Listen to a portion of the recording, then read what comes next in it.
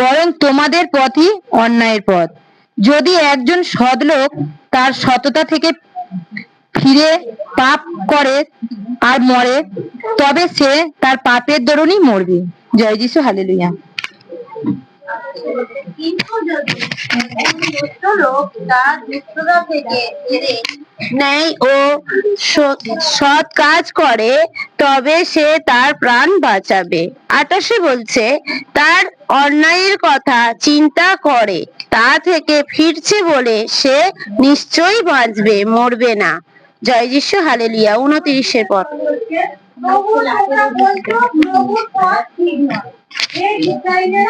আমার পথ কি অন্যায়? অন্যায়ের পথ বলছে, সেই জন্য হে ইসরায়েলেরা,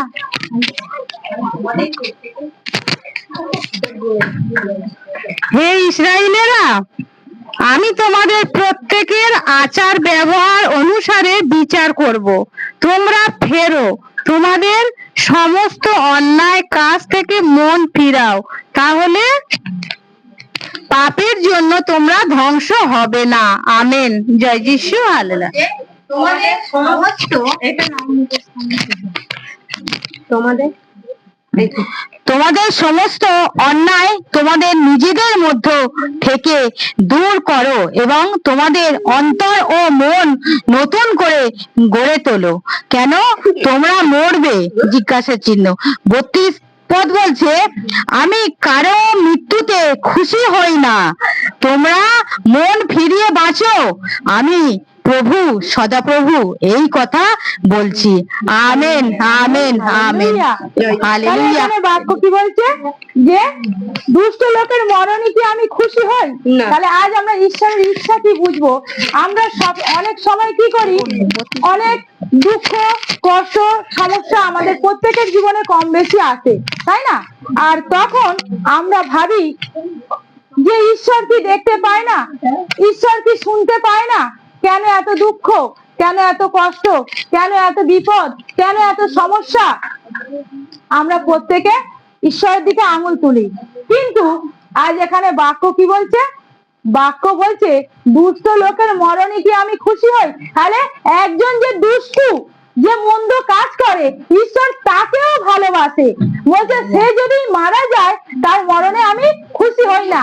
সে আমার চোখে খারাপ হতে পারে, ঈশ্বরের বিরুদ্ধে সে পাপ করেছে, ভুল করে চলেছে, প্রতিনিয়ত ঈশ্বরের বিরুদ্ধে অন্যায় করে চলেছে, কিন্তু ঈশ্বরের এটা ইচ্ছা নয় যে সে মরে যাক।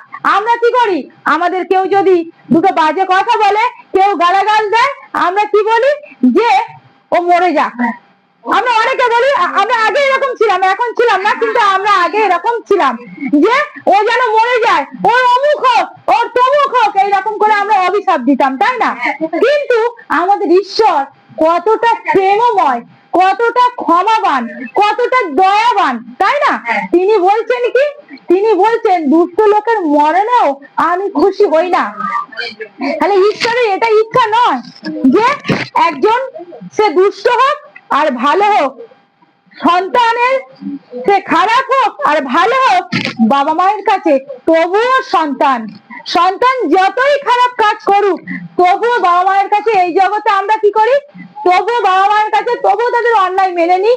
কিন্তু ঈশ্বর পৃথিবীর সমস্ত বাবা মাকে এক জায়গায় করলে তাদের ভালোবাসা যত, তার থেকে অনেক অনেক গুণ বেশি আমাদের ঈশ্বরের ভালোবাসা। কারণ তিনি আমাদেরকে এতটাই ভালোবাসে, বলছে যে দুষ্ট ঈশ্বরের বিরুদ্ধে প্রতিনিয়ত পাপ করে চলেছে, আর তার মরণেও তিনি খুশি হন না, তিনি খুশি হন না। আর সেই জন্যই তিনি বলছেন যে দুষ্ট লোকের মরণে কি আমি খুশি হই? জিজ্ঞাসা করছে। বরং সে যখন তার কুপথ থেকে ফিরে এসে বাঁচে, তখনই আমি খুশি হই। হালেলুয়া। তাহলে দুষ্ট লোক যখন তার কুপথ থেকে ফিরে এসে বাঁচে, তখনই তিনি খুশি হন। তাহলে আমরা সবাই জানি, আজকে আমরা জানি আমাদের কোন সন্তান যদি কারোর ঘরে চুরি করতে যায় আর বাবা মা বাধা দিচ্ছে শুনছে না, তবু বাবা মায়ের মনে কি ভয় হয়? ও তো চুরি করছে, ও তো অন্যায় করছে, ও যদি কোনো কারণে ধরা পড়ে ও তো মরবে।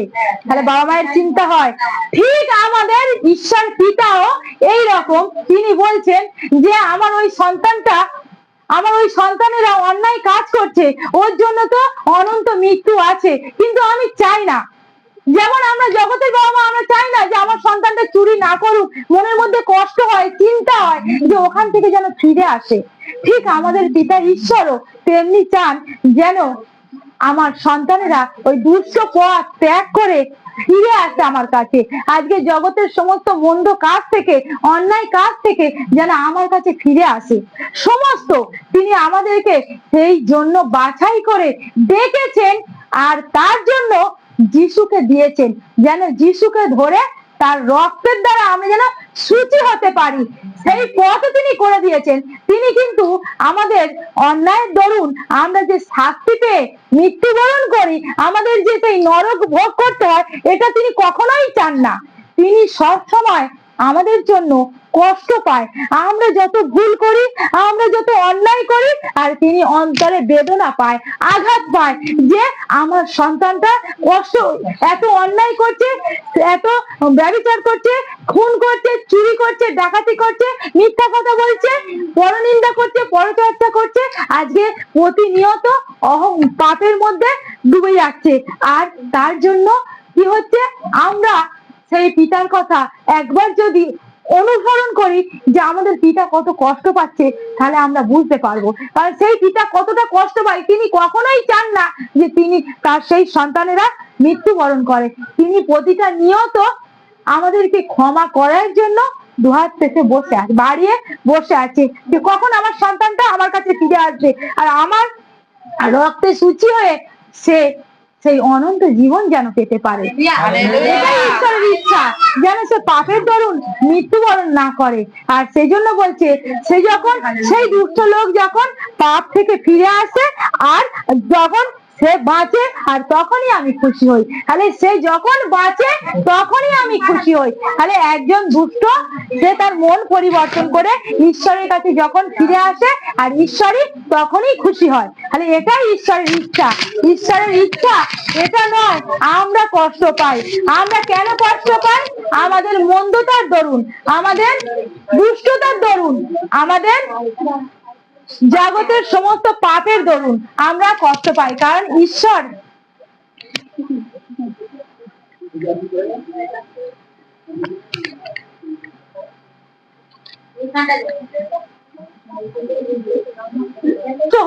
তিনি চান না একটা সন্তানও পাপে পড়ে থাকুক। কারণ তিনি এটা জানেন, সন্তান যদি পাপে পড়ে থাকে, ওই যে বললাম, তাকে কখন কে ধরে নিয়ে যাবে, তাকে মারধর করবে, তাকে জেলে দেবে, তাকে শাস্তি দেবে। সেই রকম ঈশ্বরও জানে যে এরা যখন পাপ করছে, এর জন্য তো নরক আছে। তাই বলছে, আমি এটা কখনোই চাই না। আমি চাই সে যেন তার দুষ্টতা থেকে মন ফিরিয়ে আমার কাছে ফিরে আসতে পারে, সে তখনই বাঁচবে। হালেলুয়া।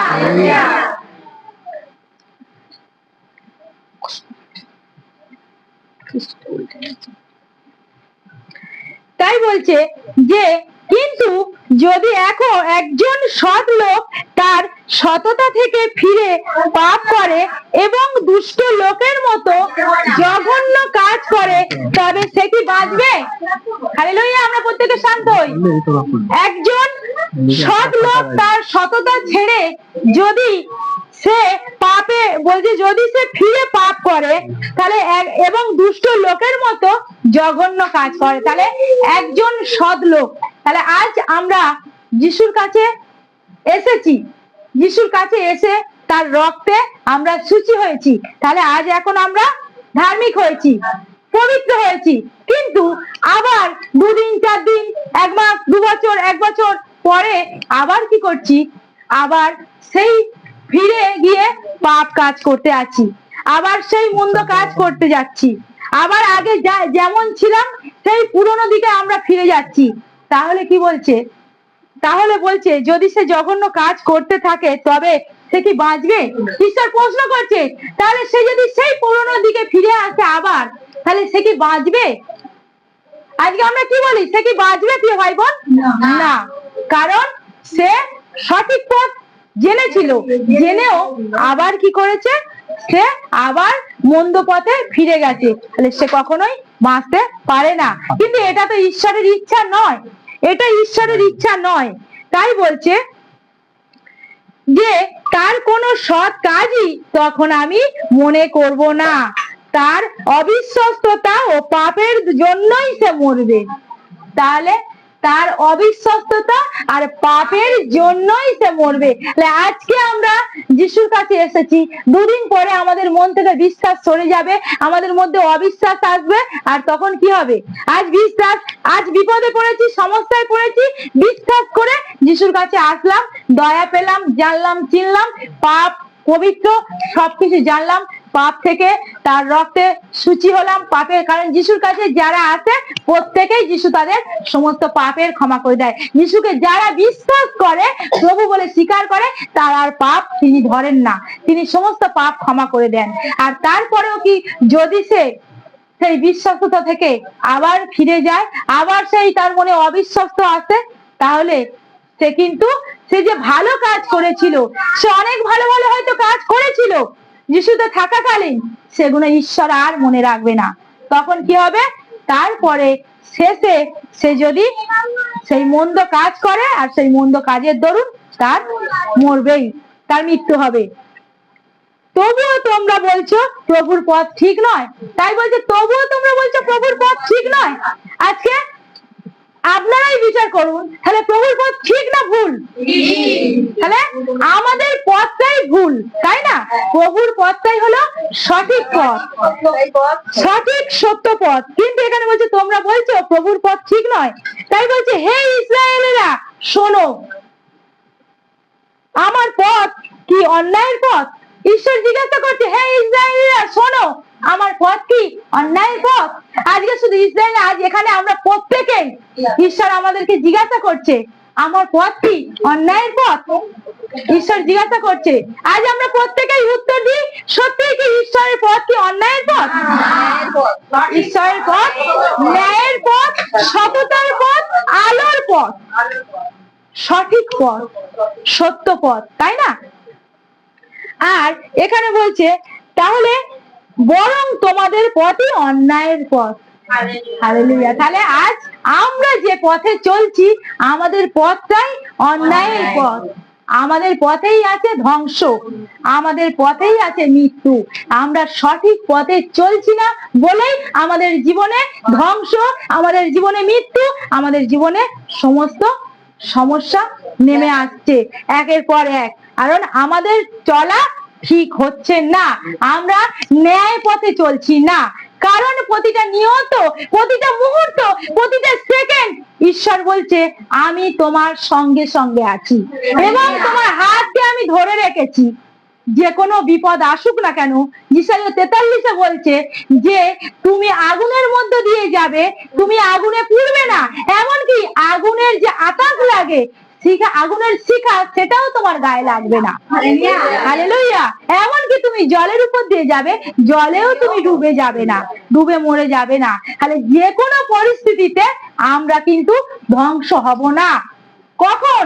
যদি আমরা ঈশ্বরের পথটাকেই সঠিক পথ বলে মনে করি, ঈশ্বরের সেই সঠিক পথটাকে যদি আমরা বেছে নিয়ে অনুসরণ করে এগোতে পারি, তবেই কিন্তু আমাদের জীবনে সেই আশীর্বাদ, ঈশ্বর যে সঙ্গে আছেন, সেই দয়া আমরা পেতে পারবো।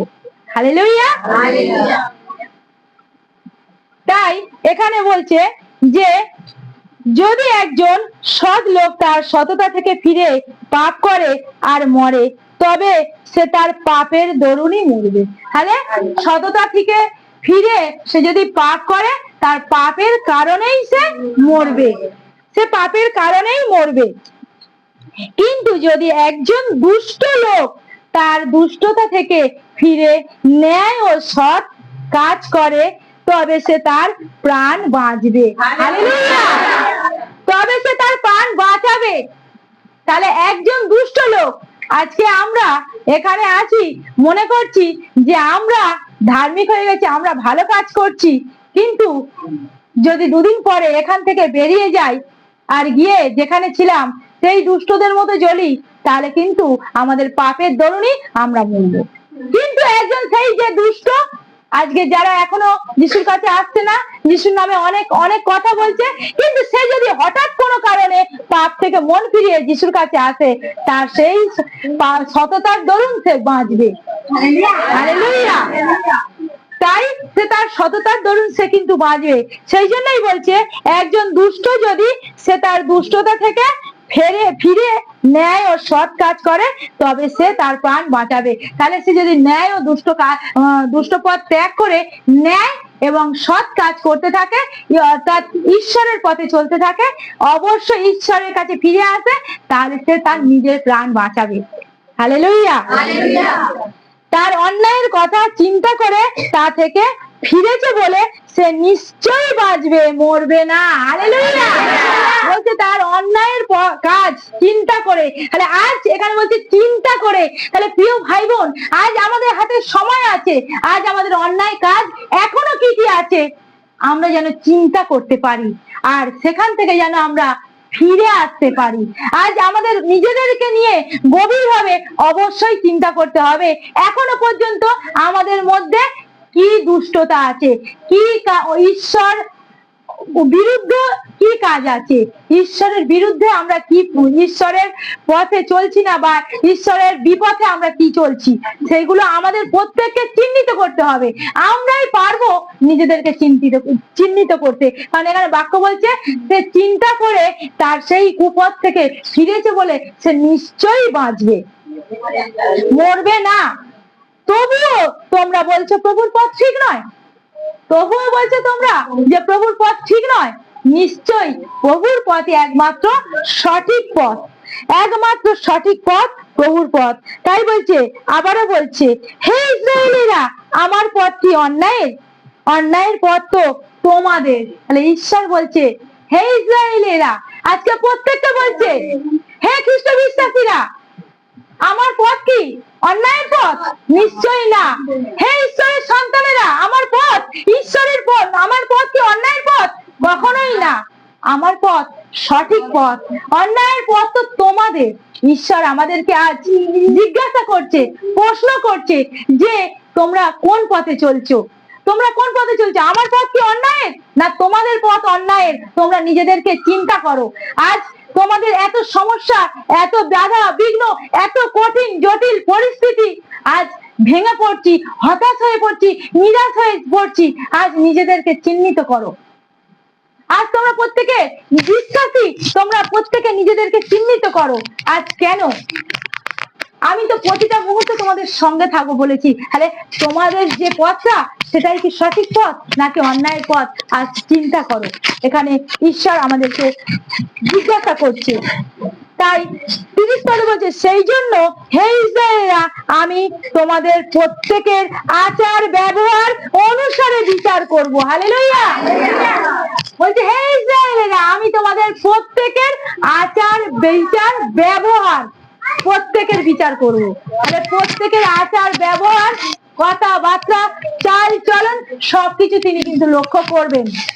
আর তিনি দেখতে পান প্রতিটা মুহূর্ত, স্বর্গের সিংহাসনে বসে পৃথিবীর দিকে তাকিয়ে প্রত্যেককে লক্ষ্য রেখেছেন।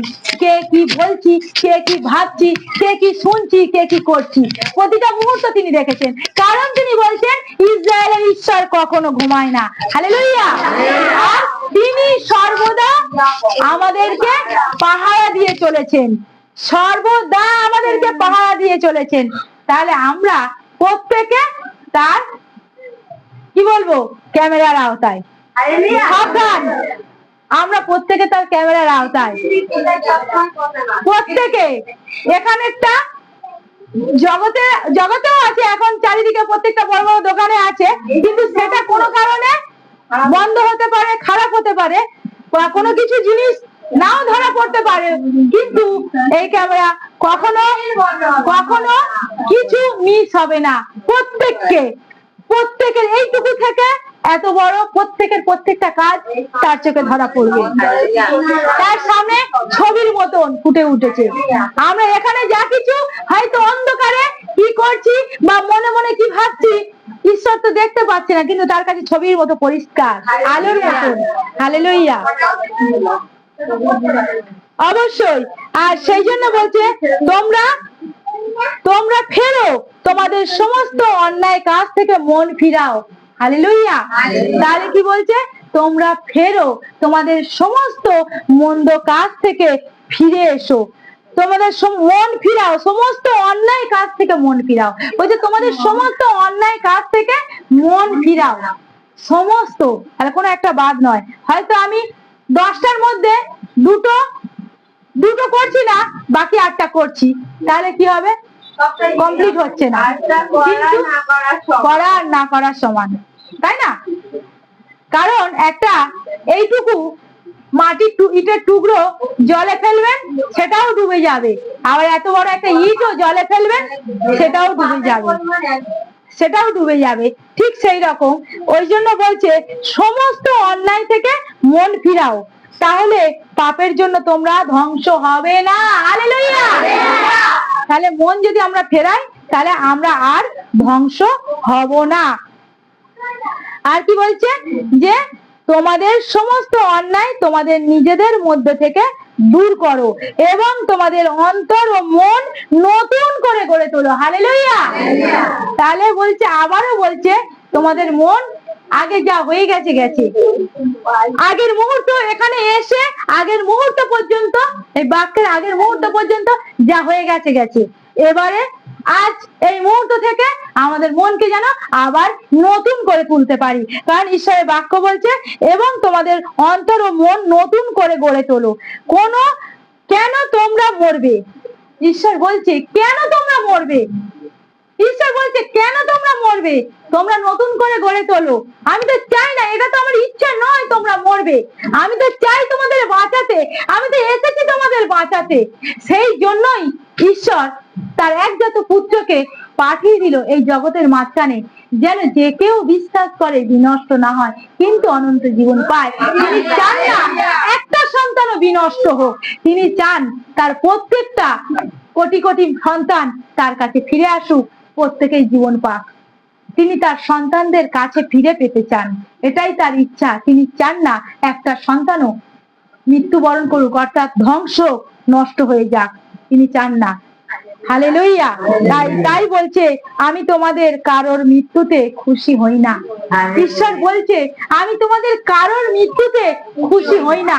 তাহলে আজ তিনি আমাদের কারোর মৃত্যুতে, কারোর বিপদে, কারোর ক্ষতিতে, কারোর অসুস্থতায় তিনি কখনো খুশি হয় না। বরঞ্চ আমরা যতটা কষ্টে থাকি, দুঃখে থাকি, আমাদের পিতা তার থেকে আরো অনেক বেশি কষ্টে থাকে, দুঃখে থাকে। কিন্তু আমরা ওই যে মন না ফেরালে, তিনি, তার হাতেও কিছু করার নেই, মন ফেরাতে হবে। তবেই, মন না ফেরালে মৃত্যু অনিবার্য। তাই বলছে, তোমরা মন ফিরিয়ে বাঁচো, আমি প্রভু সদাপ্রভু এই কথা বলছি। হালেলুয়া। তাই আজ আমরা যেন আমাদের মনকে ফিরিয়ে বাঁচতে পারি, ঈশ্বরের কাছে থাকতে পারি। আমাদের পিতা ঈশ্বর, তিনি আমাদের এতটাই ভালোবাসেন, এটাই তার ইচ্ছা, আমরা যেন তার কাছে ফিরে আসতে পারি, আমরা যেন প্রত্যেকে তার কাছে ফিরে আসতে পারি। তিনি দুটো হাত এইভাবে বাড়িয়ে আছেন, বলছে, ওহে পরিশ্রান্ত ভারাক্রান্ত মানুষ সকল, তোমরা আমার কাছে ফিরে এসো, আমি তোমাদের বিশ্রাম দেব, শান্তি দেব। হালেলুয়া। তাই তিনি আমাদের বিশ্রাম দেওয়ার জন্য দুহাত বাড়িয়ে ডাকছে। ঈশ্বর তার এই আপন বাক্যে প্রত্যেকটা সন্তানকে আশীর্বাদ করুক। আমেন। জয় যিশু। হালেলুয়া।